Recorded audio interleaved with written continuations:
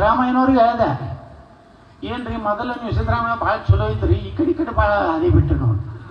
Mister Yatnal, ಏನು ಮಾತಾಡ್ತಕ್ಕದ್ದಲ್ಲ, ನೀನು expel ಮಾಡ್ಯಾರತ್ತಂದ. ನಿಮ್ಮನ್ನು ದೇವೇಗೌಡರು ಎಕ್ಸ್ಪೆಲ್ ಮಾಡಿದ್ರಲ್ರಿ ಏನು?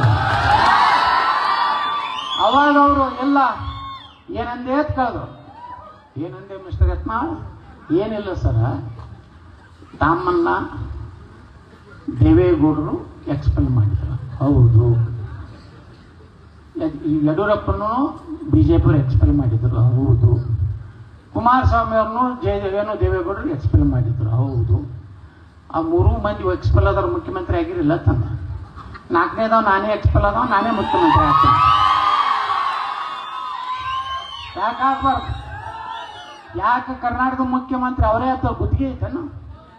ನಾವು ಉತ್ತರ ಕರ್ನಾಟಕದವರು ನಾನೇನು ರೊಕ್ಕ ತಿನ್ನೋದಿಲ್ಲಪ್ಪ, ಈಗ ಹೇಳ್ತೇನೆ. ಇಲ್ಲ ಬಸವಣ್ಣ ಸಾಕ್ಷಿಯಾಗಿ ನಾವು ರೊಕ್ಕ ತಿನ್ನೋದಕ್ಕೆ ಮುಖ್ಯಮಂತ್ರಿ ಆಗೋದಿಲ್ಲ, ಆಸ್ತಿ ಮಾಡೋದಿಲ್ಲ. ಈ ರಾಜ್ಯದ ಜನರು ಒಳ್ಳೆಯದಕ್ಕಾಗಿ ನಾವು ಹೋರಾಟ ಮಾಡ್ತೀವಿ ಹೊರತು ನಾವು ಬಸವಣ್ಣನ ವಿಚಾರಗಳನ್ನ ನಿಜವಾಗಿ ಜಾರಿ ತರಬೇಕು. ನಮಗೇನು ದೇವ್ರು ಕೊಟ್ಟ ನಮ್ಮ ಮನೆ, ನಮಗೇನು ದೇವ್ರ ಕಡಿಮೆ ಮಾಡಿಲ್ಲ.